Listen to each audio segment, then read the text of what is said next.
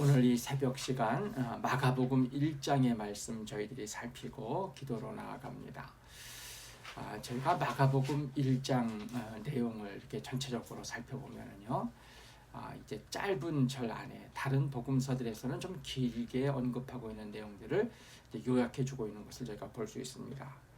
제일 앞부분 1절부터 8절까지 내용을 통해서 이제 복음의 시작과 세례 요한에 대해서 알려준 다음에 그 다음에 보면 이제 2절, 3절 뭐 이렇게 짧은 절들 안에 다른 복음서들에서는 그래도 일정 분량 알려주는 내용들을 간략간략하게 요약을 하면서 이제 1장이 이렇게 전개되어지는 것을 저희가 봅니다. 45절까지 내용이 이제 그렇게 쭉 전개되어지는데요. 저희가 오늘 이 아침에는 그 앞에 있는 15절까지 알려주는 내용들 가운데 어떤 그 사건 내용 자체도 아니고요, 그 내용들 안에 예수님에 대해서 뭐라고 하는지 그 부분만 딱 살펴보고 저희가 기도로 나아갔으면 합니다. 저희가 이제 아침에는 아무래도 이제 말씀 묵상이 이제 우리 기도에 있어서 중심이 되어지지 않습니까?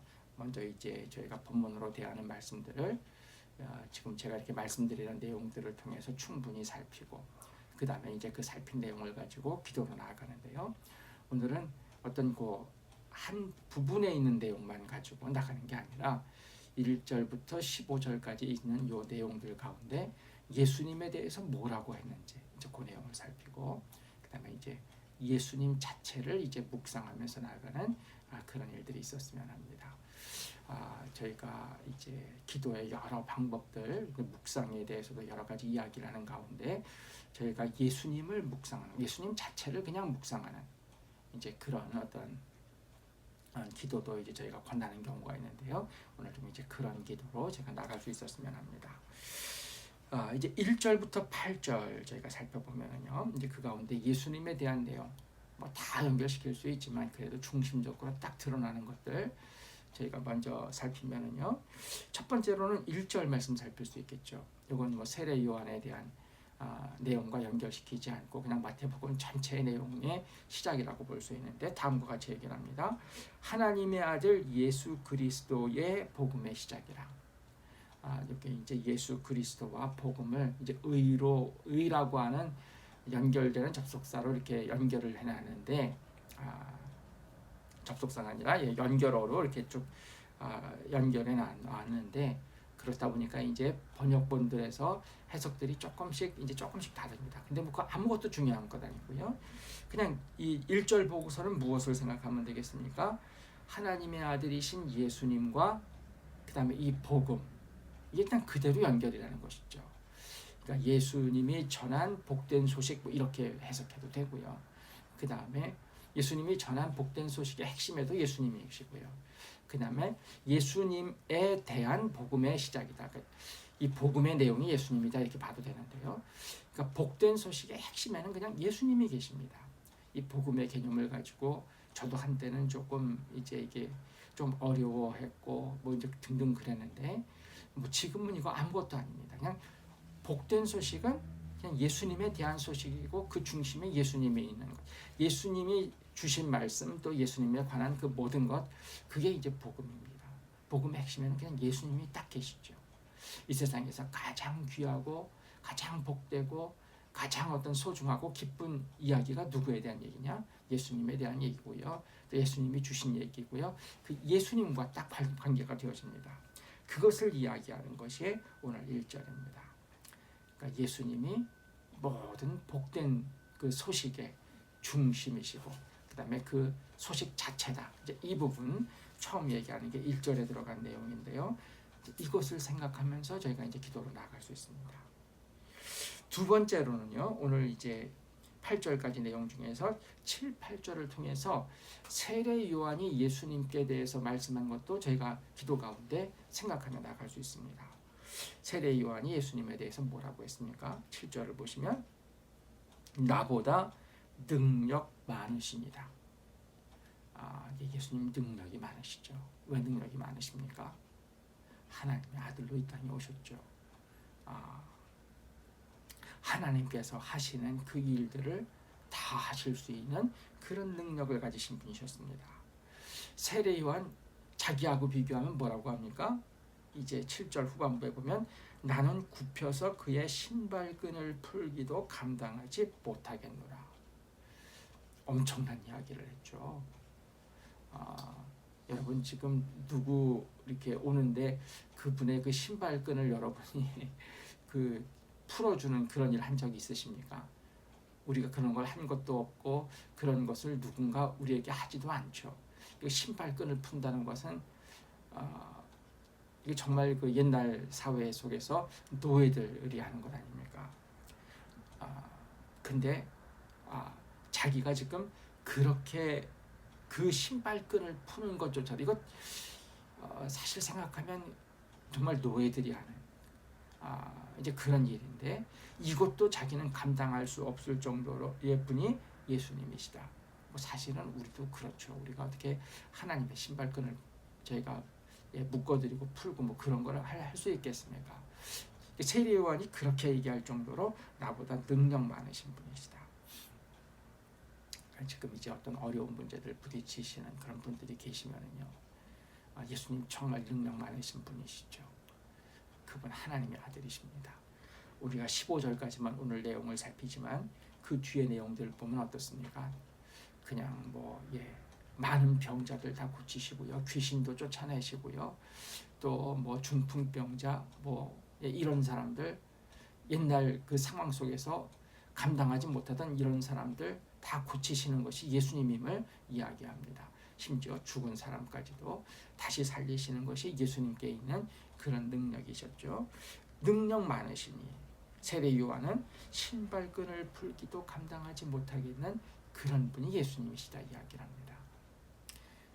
오늘 지금 이제 새벽 기도에 이제 위에서 일어나서 좀 준비하면서 이게 휴대폰을 딱 보니까 옛날 대학 때 이제 성경 공부를 같이 하던 그분들 이제 그 카톡방에 저보다는 이제 선배이신 분이 올리셨는데 이제 어떤 근황을 하나 이렇게 올리시면서 뭐라고 했느냐면 예수님께 열심히 기도하면 다 들어주십니다. 이제 이렇게 올렸습니다.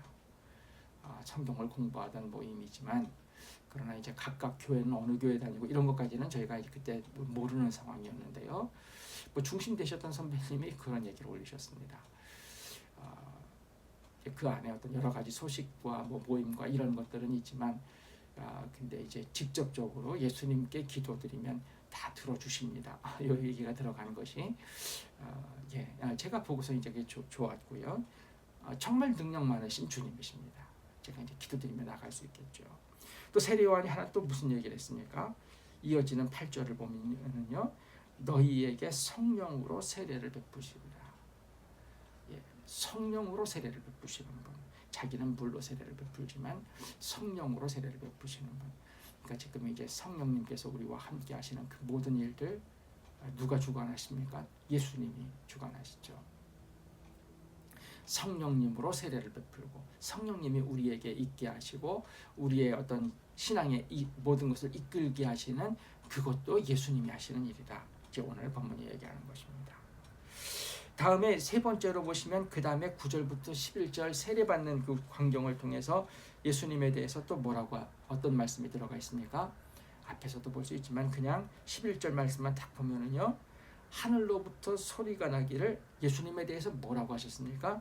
너는 내 사랑하는 아들이라 내가 너를 기뻐하노라. 이렇게 이제 성부 하나님이 이거 주신 말씀 아닙니까? 성령께서는 비둘기같이 임하시고 또 예수님이 이제 그 세례를 받고 올라오시는 삼위일체 하나님이 한 어떤 장면에 나오는 그런 이제 말씀인데요. 성부 하나님께서 뭐라고 하셨습니까? 너는 내 사랑하는 아들이라 내가 너를 기뻐하노라. 이런 말씀을 듣는 분이 예수님이셨다. 저희들에게 알려줍니다. 그러니까 이 땅에 오셔서 지금 이제 예수님의 이 시점을 생각하면 어떻습니까? 30년 동안 이제 어쨌든 공생애에 나서시지 않으시고 나사렛 중심으로 이제 계셨던 예수님, 그리고 이제 공생애에 막 나서시는 그 일을 위해서 세례 요한에게 세례를 받으시는 예수님이신데요. 그 시점에 예수님을 보시면서 하나님이 너는 내 사랑하는 아들이다, 또 내가 너를 기뻐한다, 이런 음성을 주셨다는 것입니다. 예수님이 어떤 분이신지를 알 수 있고요. 또 지금 이 내용 자체가 얼마나 귀합니까? 지금 우리 성도님들 가운데서도 무언가 힘드는 어떤 그런 상황이라든가 여러 상황을 가고 있는데 사실은 그런 일들을 할 때에 좀 혼동스러울 수가 있지 않습니까? 지금 내가 하나님 앞에서 바르게 가고 있는가? 지금 하나님은 나를 어떻게 보고 계실까? 뭐 이제 이런 것. 그리고 또 어떤 경우는 이제 기도드리고 하다 보면 이건 내가 잘못이고 뭐 그러다 보면 이제 여러 무거운 상황들도 있을 수 있는데요. 근데 이제 이런 말씀을 듣는다고 하면 그러니까 하나님께서 보시면서 넌 내 사랑하는 아들이야, 내 딸이야. 그리고 나 너 기뻐해. 굉장히 힘이 되는 것일 것이고 뭐 그렇게 나갈 것인데요. 지금 하나님께서 예수님에 대해서 이렇게 말씀 주신 것입니다. 저희가 성경 인물들을 보면 하나님이 누구나 보고서 이렇게 얘기하셨다, 이렇게 얘기할 수는 없죠. 너는 내 사랑하는 아들이다, 내 기뻐하는 자다. 여기까지는 어떤 면에서 모두 다 해당할 수 있는데 뒤에 보시면 내가 지금 네 모습 보면 뭐 이제 이러면서 그 뒤는 조금 달라질 수 있는데요. 내 기뻐하는 아들이다, 내가 기뻐한다, 이 말씀까지 주셨습니다. 다음에 12절 13절 시험 받으시는 부분과 관련해서는 13절 보시면 예수님에 대해서 어떤 얘기를 합니까? 광야에서 40일을 계시면서 사탄에게 시험을 받으시며 들짐승과 함께 계시는 그런 일들. 그래서 나중에 시험이 끝난다면 천사들이 수종 들었다 이야기를 합니다. 저희가 예수님에 대해서 이제 대단한 것뿐만이 아니라 예수님이 얼마나 이제 인간의 모습으로 오셔서 우리의 여러 가지를 아시는 분이신지도 저희가 알 필요가 있는데요. 그런 부분과 관련된 내용이라고 할 수 있겠죠. 광야에 나가셔서 인간의 몸과 똑같은 몸을 입으셨는데 40일을 계셨다. 그리고 그 40일을 계시면서 특별히 누구에게 시험을 받으셨습니까? 사탄에게 시험을 받으셨다. 우리가 히브리서를 읽다 보면 우리 예수님이 대제사장으로 우리에게 계시는데 어떤 분이라고 하십니까? 우리의 연약함을 동정하실 수 있는 분이시다. 이런 이야기가 들어가 있죠. 또 예수님께서 심한 통곡, 슬픔, 눈물 이런 것으로 하나님 앞에 간구했다. 뭐 이런 내용들이 들어가 있는 것을 저희가 이렇게 볼 수 있습니다. 예수님이 우리의 상황을 모르지 않으십니다. 광야에서 40일 계시면서 금식하시면서 기도하시면서 오시는 여러 가지 어려움들, 육신의 몸을 가지고 있었기 때문에요. 그거를 다 아시고요. 그 다음에 그런 어려운 상황들 가운데 이건 사탄마저도 시험을 하는 것입니다. 이 모든 것을 다 아시는 분이 예수님이시다라고 하는 것을 저희가 생각할 수 있습니다. 지금 이제 하나님 앞에 오늘 아침에도 기도드릴 때요. 내 사정은 주님께서 모르실 거야. 이제 이렇게 이제 기도 드리신다고 하면요. 이제 그 어려움은 저희가 이제 그렇게 드릴 수밖에 없는 어려움은 저희가 이제 그 어려움이 크다고 하는 것은 저희가 이제 이해해 드릴 수 있지만 예수님이 모르실 거야. 이거는 옳지 않다는 것입니다. 이 땅에 계시면서 우리 연약함을 다 동정하실 수 있는 분. 이제 그분이 예수님이시라고 하는 것을 13절 말씀을 통해서 저희가 이렇게 볼 수 있습니다. 하나만 더 보면 오늘 14절, 15절을 통해서는 예수님의 이제 공생의 첫 선포를 저희가 볼 수 있는데 뭘 볼 수 있습니까? 예수님께서 그 하나님 나라 복음을 전파하시는 그 공생의 일을 처음 시작하시면서 처음에 한 이야기가 말씀이 15절이죠. 때가 찼고 하나님의 나라가 가까이 왔으니 회개하고 복음을 믿으라. 이게 이제 예수님께서 공생애를 시작하시면서 처음 하신 말씀. 그리고 이제 이것이 예수님이 하신 말씀 가르치심의 중심이죠. 때가 찼다. 그리고 하나님 나라가 가까이 왔다. 그리고 회개해라. 그리고 복음을 믿어라. 이 복음은 그냥 예수님이라고 생각하면 됩니다. 예수님을 믿으라. 예수님과 관련된 소식을 믿으라. 이제 이렇게 말씀하는 것이 오늘 예수님의 이제 첫 번째 선포였다. 저희들에게 이렇게 말씀해 줍니다. 어떤 분의 제가 책들을 이렇게 보다 보면 지금 요 말씀을 가지고 책 한 권 이렇게 쓰신 것을 봅니다. 때가 찼다고 하는 걸 1부로 하고요. 그 다음 2부가 하나님 나라가 가까이 왔다. 요 부분. 3부가 회개하라. 4부가 복음을 믿으라. 여기에다가 이제 장대를 더하면요. 훌륭한 책이 한 권 나오죠. 이제 설명하려면 그렇게 이제 길 수도 있다고 하는 것입니다. 예수님의 첫 선포가 때가 찼고 하나님 나라가 가까이 왔으니 회개하고 복음을 믿으라. 이제 요 말씀이었다고 하는 것도 제가 이제 기억하면서 요 말씀들에 들어가 있는 요 내용들 하나하나가 참 중요하다고 하는 것도 제가 기도드리면서 생각할 수 있었으면 합니다. 어제 어떤 이제 좀 글들을 읽는 가운데 보니까 전 새벽 기도를 꼭 15분에 마치려고 조금씩 넘어가서 제가 이제 너무 많이 하는 것 아닌가 이렇게 얘기를 했는데, 우리 이제 대표적인 우리 한국 교회 중에 한 교회에서 그 교회를 거의 다 세우신 그 목사님 새벽 기도에 말씀을 20분씩 하셨다고 하더라고요. 제가 그래서 이제 좀 많이 자유로워졌습니다. 15분 정도 할 텐데 네, 그렇게 넘어가기도 하는구나. 그리고 그 더 중심에 계신 그 목사님이 그렇게 하셨다는 것에 대해서 마음이 굉장히 좋고요. 그다음에 저희는 그냥 15분 정도 저희가 마치는 것을 저희가 이제 목표로 해서 이제 새벽기도가 계속 진행하겠습니다. 이 아침에 잠시 기도드릴 때 예수님 더 가까이 나아가는 저희들 되게 하시고, 그래서 예수님과 더 동행하는 그런 삶으로 나아가는 우리의 신앙의 삶이 되게 해주십시오. 잠깐 기도드리고요, 제가 마감 기도하도록 하겠습니다. 함께 기도드리겠습니다.